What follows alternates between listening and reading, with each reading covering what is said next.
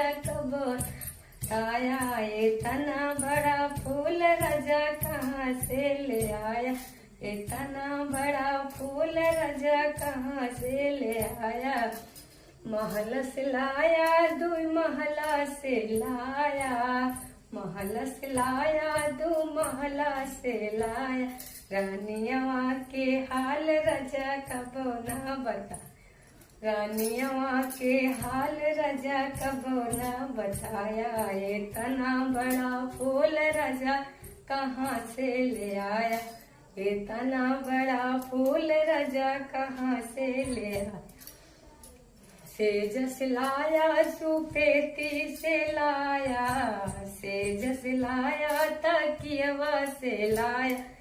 सावतिया के हाल राजा कबो ना बताया, सावतिया के हाल राजा कबो